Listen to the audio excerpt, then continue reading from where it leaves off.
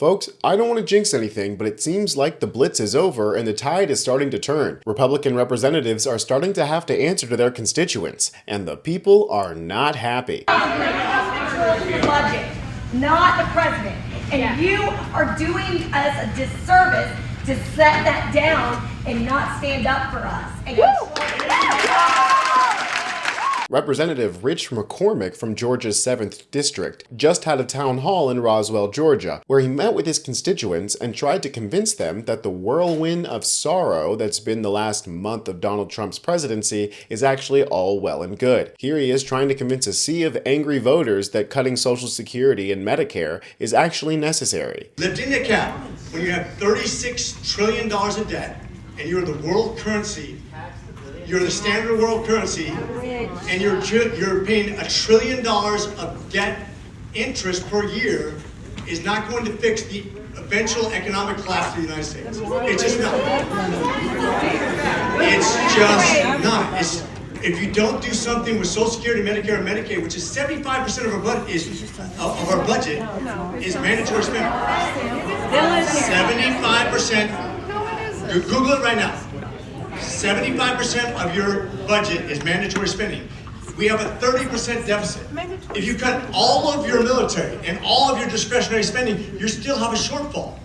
We are heading towards a cliff. Well, but I think they're yelling because they're pissed off. People rightly don't want their Social Security and Medicare cut off because you and the rest of the goons in the Republican Party refuse to tax the wealthy at the rates necessary to bring down inflation. Instead, they're creating even more loopholes for the wealthy in the form of no tax on tips, while at the same time inventing new taxes on the poor in the form of tariffs. Trump has only been president for 30 days. Not a lot of public events are held during this time. So I think the Republicans have sort of deluded themselves into thinking that these policies are popular because right-wing losers on X and Elon Musk keep blowing hot air up their asses, telling them that they're doing a great job. But in reality, I think the American people are a little smarter than that. So now that these congressmen are out of DC and back in their districts, they're having to answer to the tough questions. And this congressman is having a horrible time answering. Here he is trying to convince these people that we need more underage workers. You have the ability to go to work and you're in high school.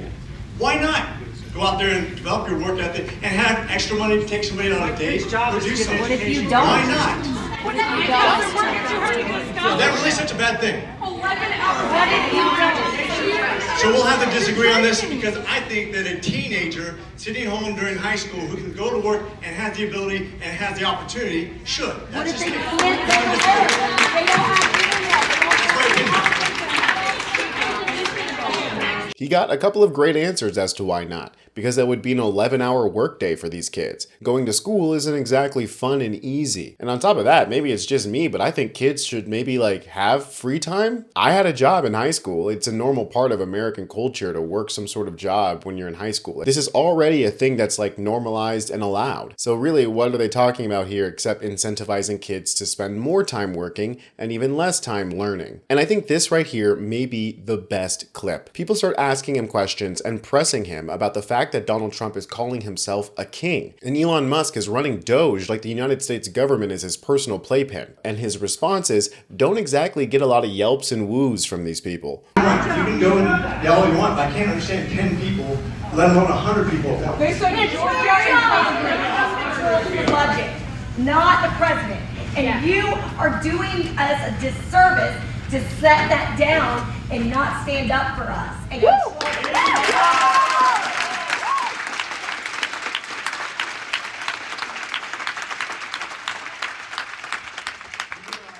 A lot of this stuff will be litigated. You don't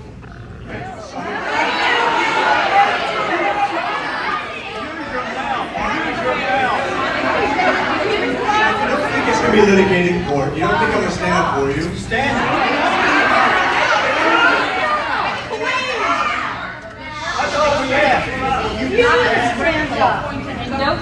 So if we're going to have a town hall, and I'm going to come and stand in front of you and take your questions and try to answer them as honestly as I can, then let's do that, okay? But if you're going to just yell at me, that's not going to be an effective town hall.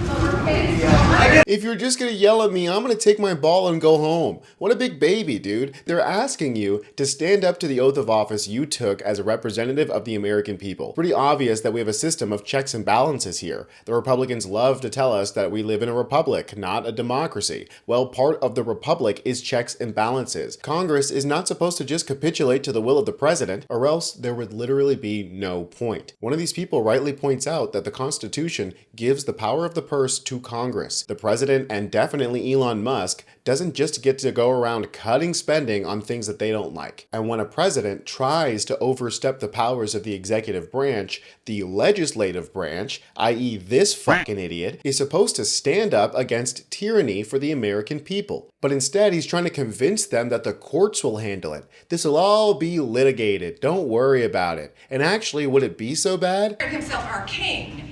So I would like to know, rather, the people would like to know what you, Congressman, and your fellow congressmen are going to do to rein in the megalomaniac in the White House.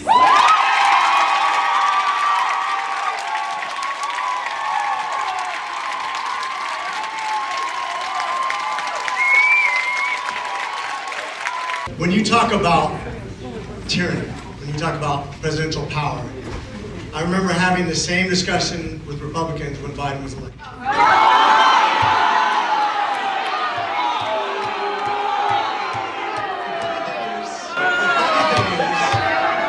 The funny thing is, you're sitting here and a lot of you would probably say those January 6s who are yelling just as loud as you.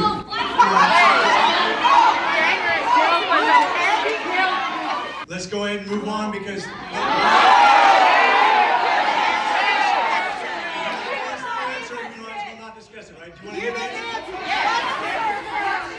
if you stop yelling, I will answer, otherwise we'll move on. If you would stop talking for a second, I will answer your question. Don't forget us! So if you listen to what we project, this goes both parties, by the way. This is a bipartisan problem. Now, mind you, these were the results of this man's election. You can see that this district is like 30 points Republican. Now that the real American people, like the American people who aren't on social media, now that their voices are being heard by their congressmen, I think there's going to be a lot more of them concerned about what Donald Trump is doing. I think their bubble has finally popped. The rain has finally started on this parade. The tide is finally turning. I don't know about you guys, but I think the midterms can't come fast enough. These Republican representatives are going to be punished for the way that they've abandoned their constitutional duty in order to win a couple brownie points with Daddy Trump. And midterms can't come soon enough. It's only been a month, but it feels like all 4 years of Trump's first term all at once. But we'll be here to cover when these dumbass Icaruses fly too close to the sun. I'm Tony Hinderman with Really American, and I'll see you next time.